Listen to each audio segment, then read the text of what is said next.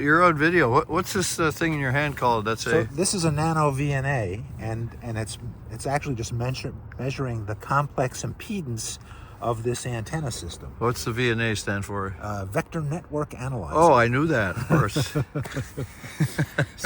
So right now, that complex impedance is important because the amount of power that actually makes it to the antenna is maximized when the impedance of the antenna is matched to the impedance of the transmitter, which is at about 50 ohms.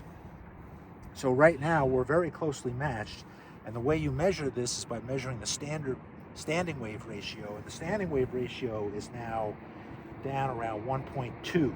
Very good. Which is very good. And the return loss is how much? The return loss is about 20 dB.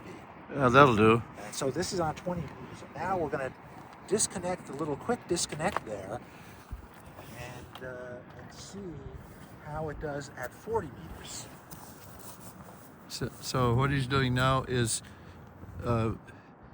taking that black thing, which is a 40-meter loading coil, out of the circuit. So the whip now is totally. Now it's in the circuit. That's right. It's in the circuit. That's right. We had been bypassing it, which means the 20-meter whip is perfectly tuned, and now we'll see how the. So at 40 meters, it's not as good, but it's good enough.